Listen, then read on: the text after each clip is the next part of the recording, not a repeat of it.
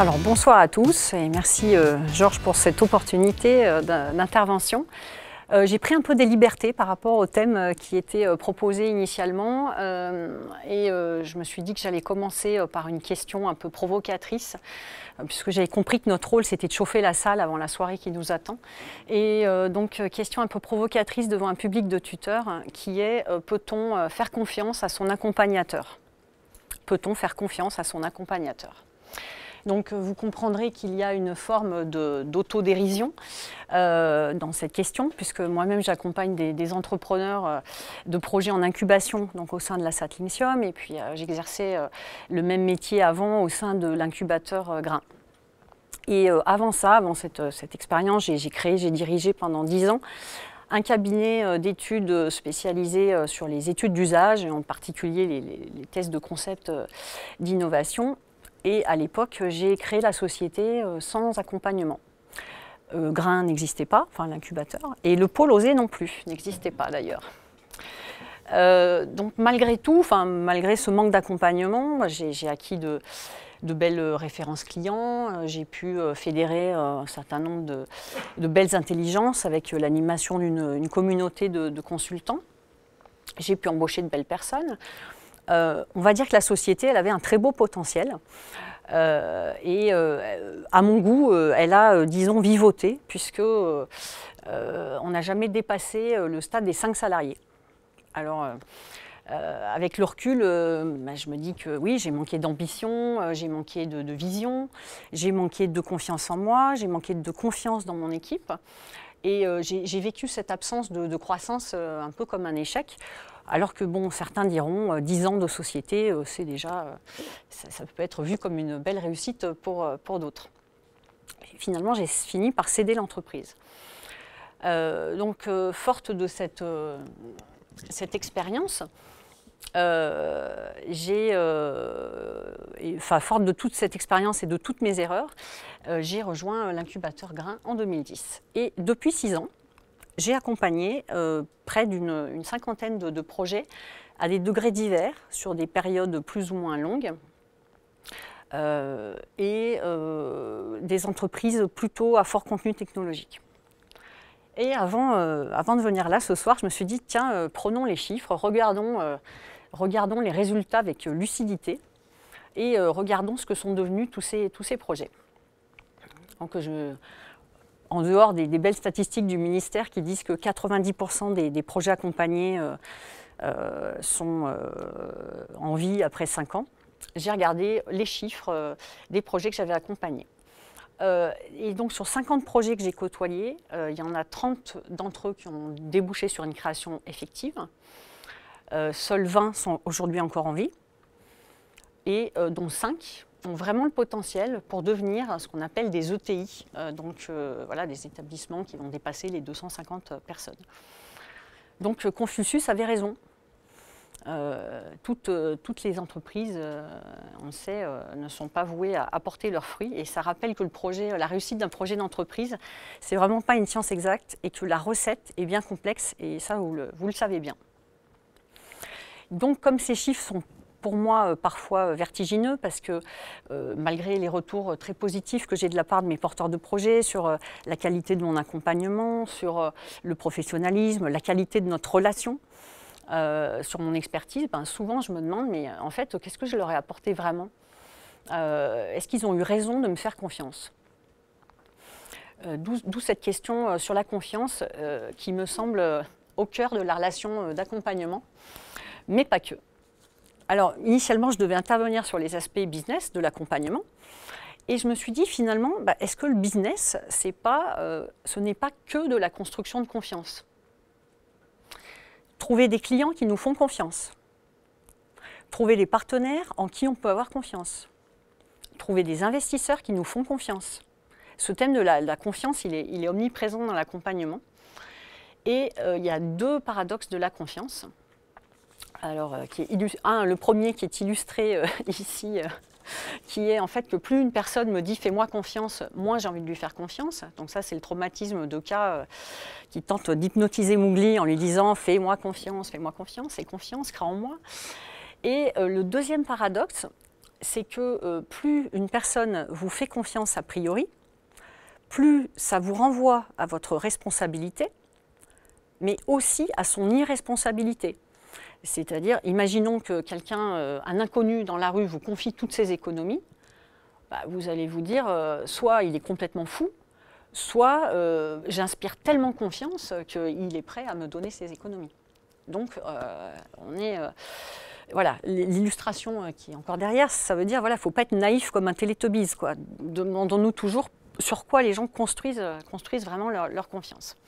Et donc, ces deux observations-là que je viens de donner, Georges Simmel, il les a écrites et pensées bien avant moi. Alors, Georges Simmel, c'est un des premiers auteurs en sciences sociales, bien connaître, qui a réfléchi à la question de la confiance. Et donc, Georges Simmel, il dit ça. Je vous laisse prendre connaissance de cette phrase. Et en fait, il dit que la confiance qu'on nous donne, en fait, elle nous engage par un jugement qu'on porte sur nous par avance. Et donc, il dit qu'il faudrait vraiment être mauvais, enfin positivement mauvais, pour décevoir ce jugement. Et il dit aussi que la confiance, ça se donne, c'est pas quelque chose qu'on peut exiger. Donc, après cette introduction, je vais revenir à ma question d'origine, peut-on faire confiance à son accompagnateur? Et j'ai cherché la contradiction, pour commencer, et j'ai regardé quelles étaient les 5 raisons qui pourraient faire qu'on ne lui fait pas confiance. Donc, 5 raisons qui pourraient faire qu'on ne fait pas confiance à son accompagnateur. La première raison, c'est que l'accompagnateur, il a du mal à définir son métier. Donc c'est une description du métier de l'accompagnement que j'ai pu trouver et qui déjà donne un aperçu de la multiplicité des missions de l'accompagnateur. J'en parlais. Et enfin voilà, on est tous confrontés à la question dans une soirée. Et toi, tu travailles dans quoi? Tu fais quoi comme métier? Alors en général, je réponds succinctement, j'accompagne des entrepreneurs. Et là, on me répond presque systématiquement, ah oui, mais tu fais quoi exactement? Et ce exactement me renvoie justement aux sur-mesures en fait, qui caractérisent l'exact rôle de l'accompagnateur. Parfois je peux être dans une posture de coach, parfois je suis dans une posture de mentor, d'ailleurs je me décris comme start-up mentor, parfois je suis dans une posture de conseil, de support. Les rôles sont extrêmement variés. Et donc si je voulais répondre précisément à la question mais tu fais quoi, il faudrait que je décrive, je les aide à faire quoi précisément, je les accompagne d'où à où, dans quel contexte, quel type d'entrepreneur, quel type de projet. Donc pour être précis, voilà tout ce à quoi il faudrait que je réponde.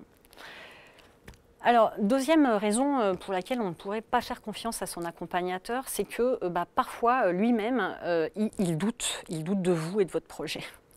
Ça vous est jamais arrivé, vous, comme tuteur, de douter de la capacité d'un projet que vous accompagnez à progresser, enfin, vous doutez de l'idée.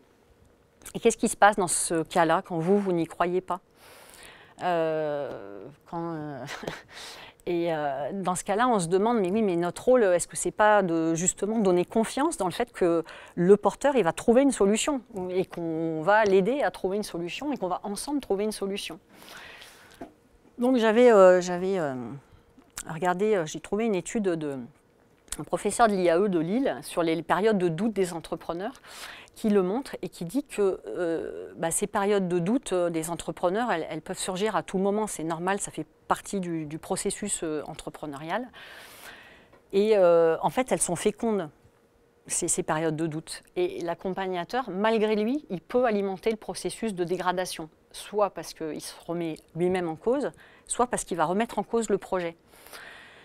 Eh bien non, c'est précisément dans cette phase de doute que l'accompagnateur, il doit être particulièrement attentif à donner de la confiance, à accueillir le doute de l'équipe comme quelque chose de fécond et où peut-être il y a justement une source d'innovation parce qu'on ne sait pas comment faire.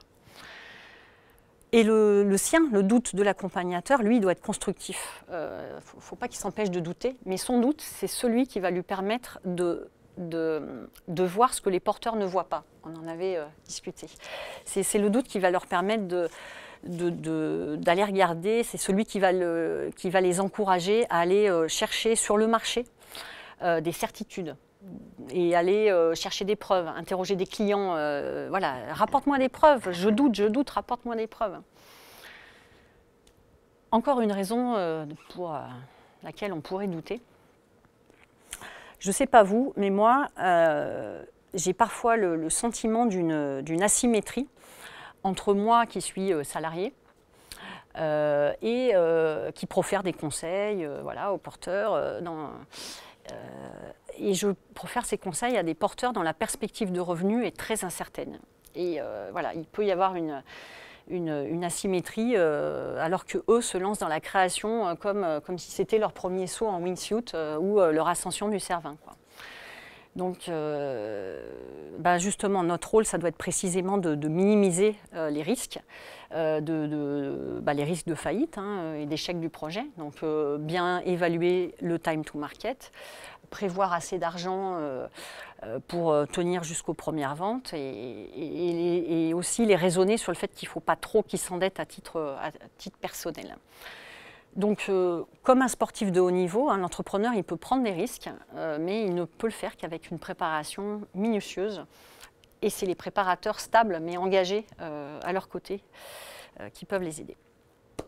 Une quatrième raison, c'est que l'accompagnateur, il ne connaît pas votre marché. Vous dites, l'accompagnateur, il ne connaît pas mon marché. Mais en fait, qui peut prétendre être l'expert d'un marché qui évolue en permanence ? Les règles du jeu, elles changent. Et en plus, nous, on travaille sur des marchés qui n'existent pas encore. Donc, voilà. Donc, personne n'est expert du futur marché du porteur de projet. Et finalement, seul le porteur de projet sera un jour expert de son marché. Seule l'équipe sera experte de son marché. Donc, il ne faut pas qu'elle attende de l'accompagnateur qu'elle lui donne des lois du marché.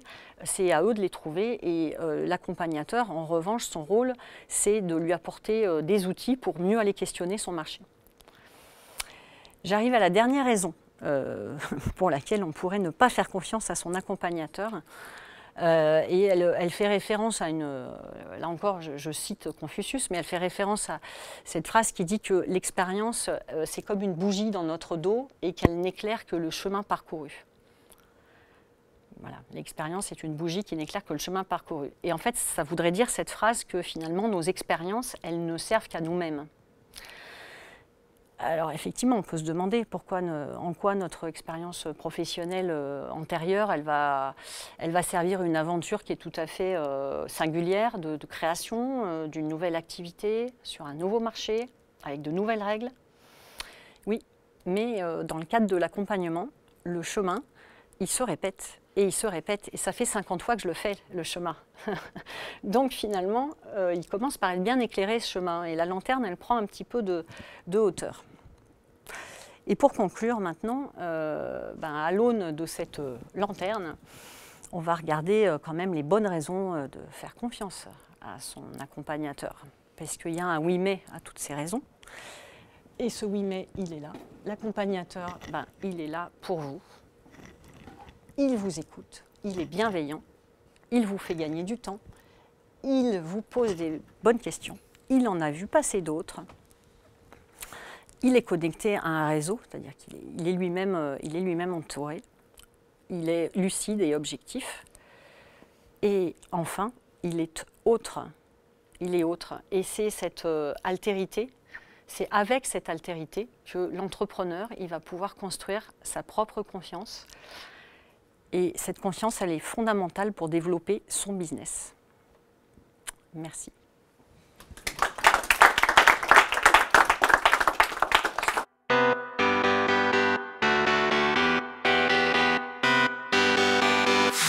Et ce qui est important, c'est quand on devient accompagnateur, on devient aussi autre chose. On ne devient pas que ça.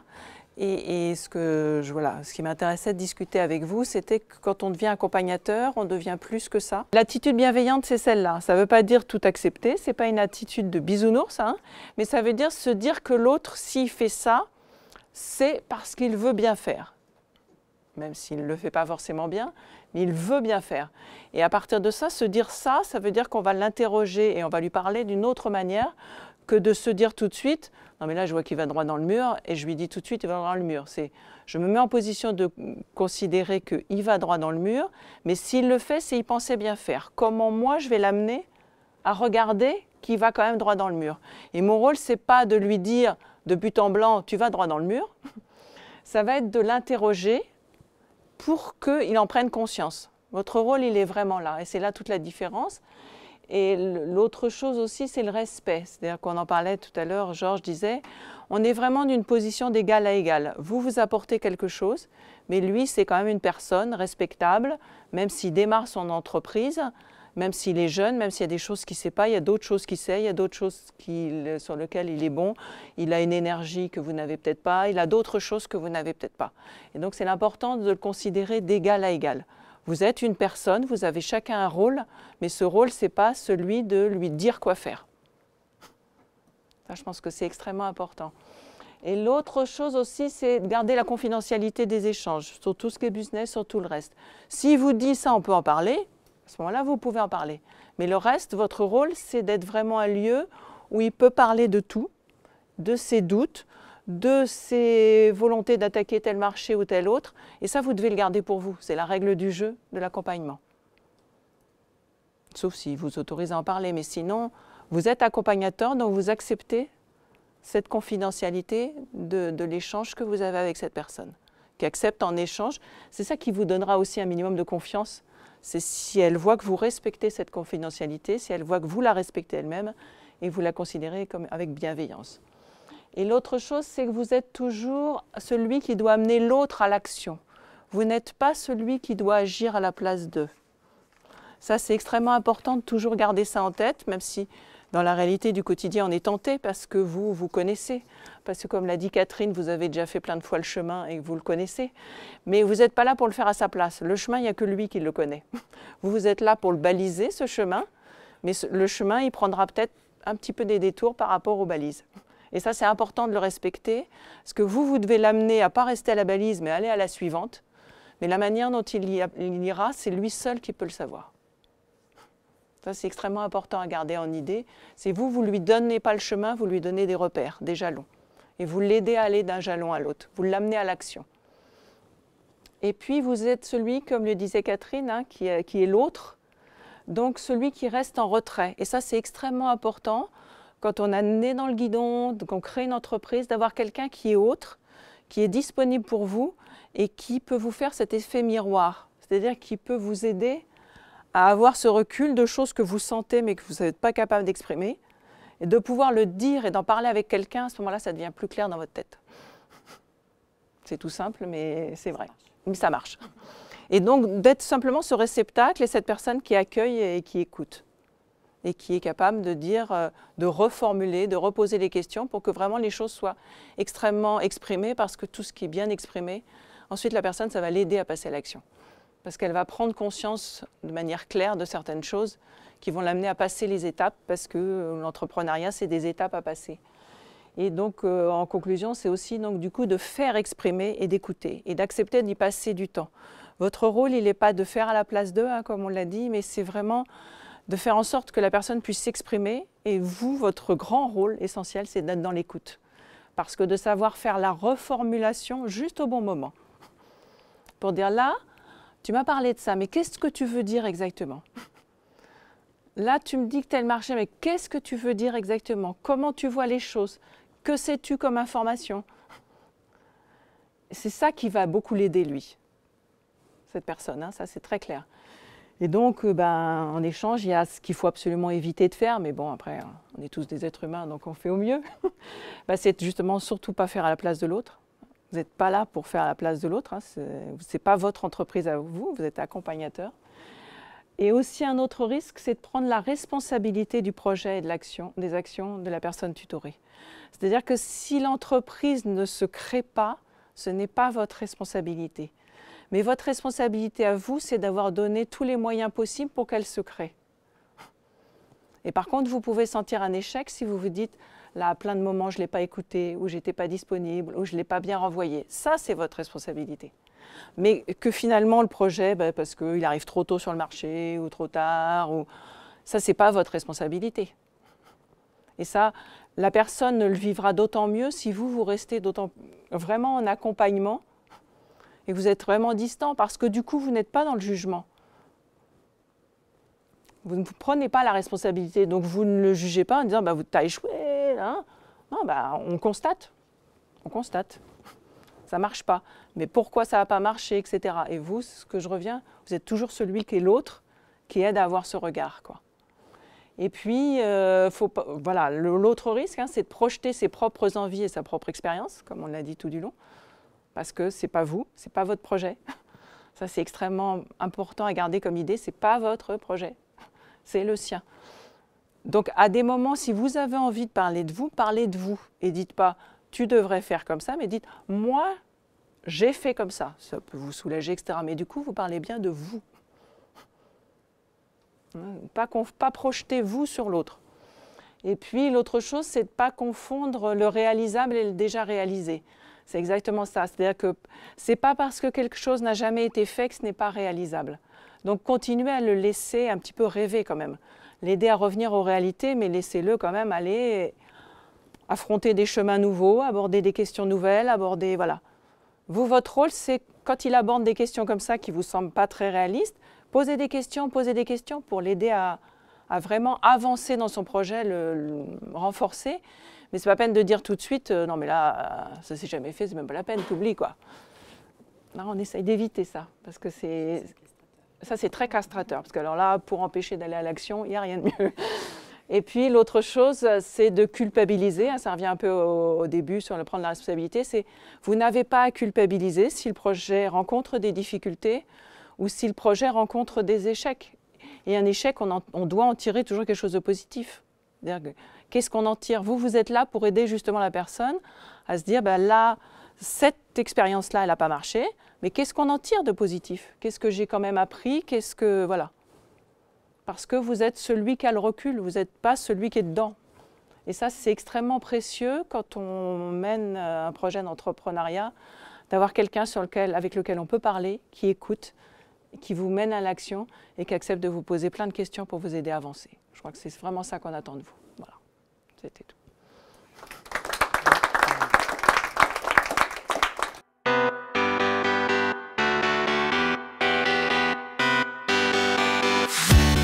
Merci beaucoup Georges pour cette redoutable invitation, d'autant plus que mes partenaires Catherine et Madeleine ont placé la barre assez haut, avec force référence, bons conseils et, comme vous l'avez constaté, des métaphores assez puissantes. Une bougie qui se transforme en phare, d'une part, et une oreille responsabilisante.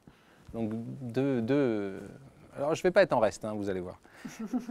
Voilà, donc, alors j'ajoute à la présentation qui a été faite tout à l'heure qu'effectivement je suis professeur de philosophie, c'est ma profession, et plus particulièrement chargé du master management de l'innovation de l'IAE de Grenoble, où j'encadre notamment sur le mode d'une pédagogie innovante, dans le cadre du programme Promising, hein, investissement d'avenir.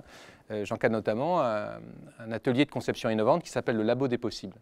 Alors j'en parle parce que en fait c'est devenu, ça fait partie de ma vie de manager, de coacher des jeunes innovateurs et managers de l'innovation, ce qui induit un accompagnement et notamment un sens aigu pour désamorcer les psychodrames. Voilà, puisque l'innovation est quelque chose d'extrêmement anxiogène quand on fait vraiment le travail. Chez le commanditaire et aussi chez ceux qui sont censés manager l'innovation. Alors c'est ma profession, ma vocation c'est philosophe et philosophe politique. Alors qu'est-ce que c'est qu'un philosophe? Ça peut laisser des traces indélébiles pour le meilleur ou pour le pire, à la rencontre d'un philosophe. Moi je pense qu'un philosophe c'est quelqu'un qui, qu'il fasse profession de professeur de philosophie ou pas d'ailleurs, est capable de comprendre qu'il est important d'assumer les contradictions. Alors des philosophies, il y en a un bon nombre, elles sont d'ailleurs contradictoires les unes avec les autres, mais un philosophe, c'est quelqu'un qui a le sens du paradoxe, et s'il est vraiment philosophe, il va essayer de vivre ses propres paradoxes. Alors fréquenter les philosophes, ça peut être redoutable, hein, parce qu'on se trouve souvent désemparé par soi-même. Alors moi, mon maître à penser, ce n'est pas vraiment un philosophe, c'est Machiavel, J'ai été frappé par, ayant étudié d'autres auteurs canoniques, classiques, vous allez voir où je vais en venir, des auteurs grecs et des auteurs allemands, enfin tout ce qui est sérieux pour avoir les saints sacrements dans la profession. Et en fait, moi, je suis tombé dans la langue italienne. Je suis vénitien par ma mère et lui est florentin et on a réussi à s'entendre. Et j'ai traduit Machiavel et Nietzsche disait de cette langue qu'elle est sèche et subtile comme l'air de Florence. Effectivement, moi, c'est l'effet que ça m'a fait, un effet de l'élégance de cette langue, de sa précision, ce qui fait que je suis devenu un promoteur zélé de Machiavel. Alors, Machiavel n'a pas conseillé vraiment les rois. Il a conseillé notamment une famille dont il était le rival, l'ennemi, la famille des Médicis. Médicis qui n'ont pas été tendres avec lui, puisqu'ils l'ont limogé de son poste de haut fonctionnaire de la République florentine. Ils l'ont même torturé, emprisonné et envoyé en exil, où il compose ses œuvres. Et c'est là qu'il écrit le De Principatibus, traduit par le prince. Alors, on est très loin apparemment de l'accompagnement, mais en fait, pas du tout. S'il ne conseille pas des rois, il conseille des princes. Un prince, c'est quelqu'un qui est en situation de conquête d'une principauté, c'est-à-dire de création, de fondation et de maintien de ce qu'on appelle à l'époque le Stato, mais qui ne veut pas vraiment dire l'État, qui n'existe pas à l'époque de la Renaissance de Machiavel, c'est plutôt l'entreprise en somme. Un prince se définit par sa volonté d'entreprendre. Alors, cette entreprise, elle est tout à fait risquée. Machiavel, précisément, ne cache pas la difficulté qu'il y a à accompagner cette démarche de fondation et de maintien. Dans ces termes à lui, la fortune est reine, et la fortune, c'est le hasard. Le hasard survient souvent de manière tout à fait désagréable. Et puis, ce qu'on peut faire, c'est essayer de révéler la vertu, la virtu. Je pense qu'il faut le traduire comme ça, la vertu du prince. Donc, l'entrepreneur, il a des qualités, il convient que le conseiller les décèle, aide l'entrepreneur à comprendre ses propres compétences et avant même de parler de la solution innovante, du produit, du service, etc., de se comprendre soi-même. Et moi, il me semble que, vous voyez, tout en étant un homme d'institution, moi je suis fils et petit-fils d'entrepreneur, et entrepreneur aussi à ma manière, et je retrouve cette dimension de cette grande aventure humaine qu'est l'entreprise en fin de compte. Dans cette époque où même l'institution, on ne peut plus trop lui faire confiance, peut-être on peut faire confiance aux personnes qui ont cette folle sagesse de se lancer dans un projet d'entreprise. Alors, à vrai dire, cela dit, je pense qu'on va délaisser Machiavel une seconde et on va se tourner vers autre chose. Il me semble intéressant de remarquer qu'un accompagnateur, un coach, un conseil, il est précisément en situation de faire un travail qui est celui d'une autorité. Voilà, un grand mot, mais enfin, la philosophie, c'est assumer ces grands mots. Être une autorité, non pas évidemment au sens de l'autoritaire ou l'autoritarisme, mais précisément être une autorité au sens étymologique du terme.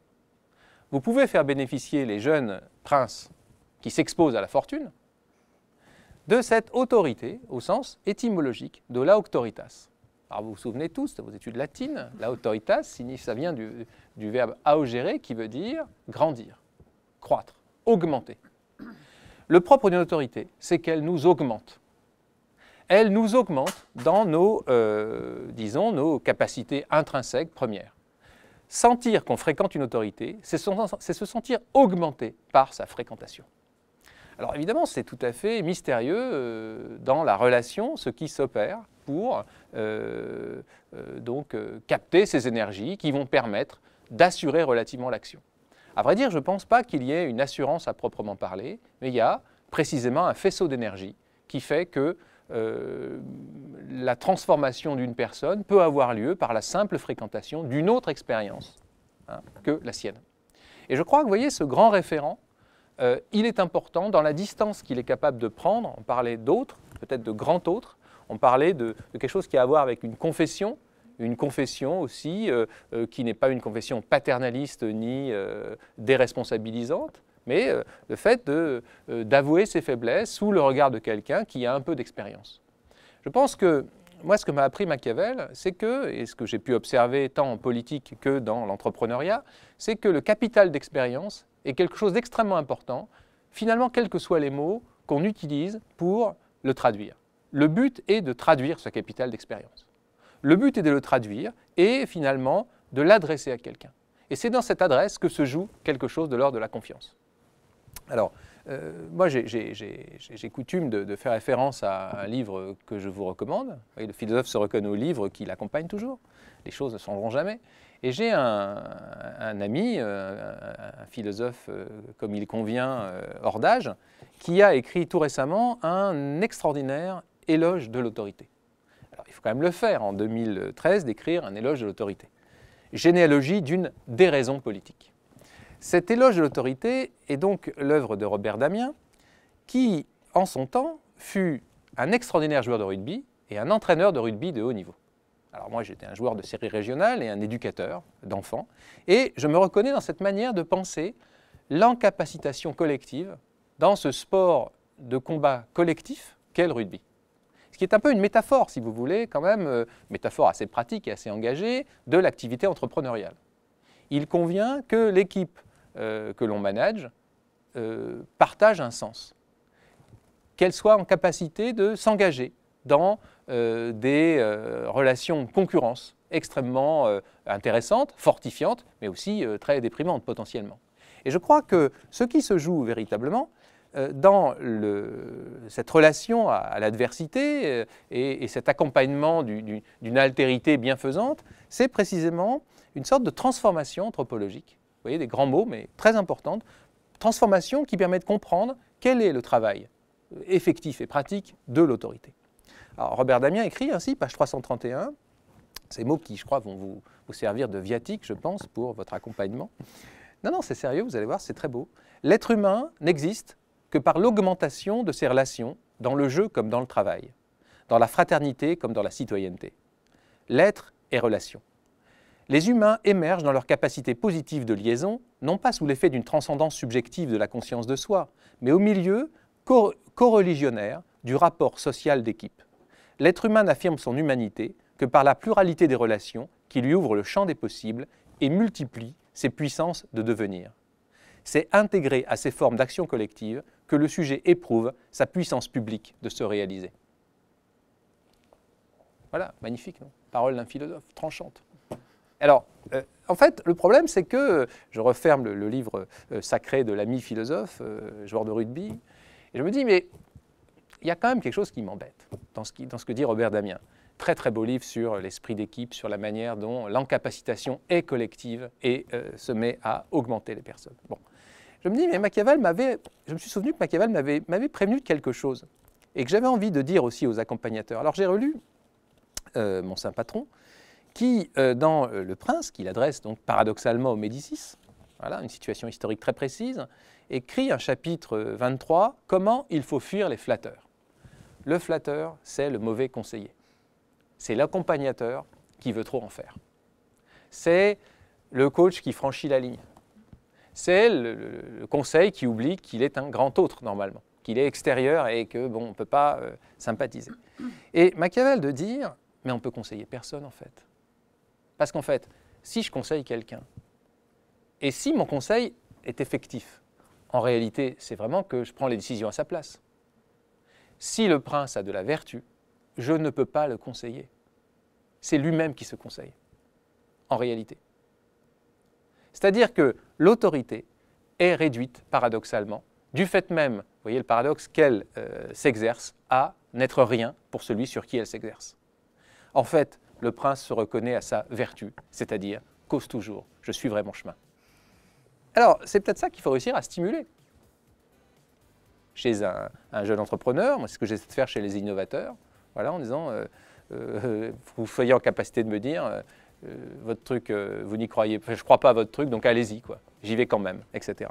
Alors, vous voyez, en fait, ce que dit Machiavel, c'est que, au fond, il est clair que les bons conseils, d'où qu'ils viennent, naissent nécessairement de la sagesse du prince, et non la sagesse du prince des bons conseils. Voilà. On reconnaît la capacité d'entreprendre à cette autoprescription du bon conseil. Alors, quelle est la position de l'accompagnateur? Elle est embarrassée, parce que s'il entend une chose vraiment trop énorme, avec une prise de risque démesurée, que doit-il faire? Eh bien, ce qui a été dit tout à l'heure, très très bien, je crois, par Madeleine, c'est de dire, en fait, eh bien, vis ta vie, va dans le mur si tu dois y aller, mais je vais t'aider à prendre conscience que tu y vas vraiment. Et Après, l'échec étant toujours, à mon avis, très intéressant, je partage cette forte conviction, l'idée c'est de l'aider à se relever. En fin de compte, vous voyez, j'aimerais terminer moi, cette brève intervention en disant que tout se passe comme si, en faisant appel à un autre modèle, un modèle anthropologique observé par l'ethnologie, tout se passe comme si on était dans un rapport de don et de contre-don. En réalité, vous savez bien, ce qu'on échange, ce que Marcel Mauss nous explique en observant les Indiens Kwakiutl d'Alaska, c'est que ce qui s'échange dans la relation somptuaire de don et de contre-don, eh bien, cela n'a pas de valeur commune. Le jeune entrepreneur, jeune prince intempérant de la Renaissance, jeune princesse qui n'écoute personne, sauf son désir, eh bien, va donner ce qu'elle a de plus important, ce qu'ils ont de plus important. Ils vont dire, voilà, donnez-moi votre avis sur ce projet qui me tient vraiment à cœur, qui se confond avec mon existence. Et puis, alors, précisément, on ne peut pas conseiller.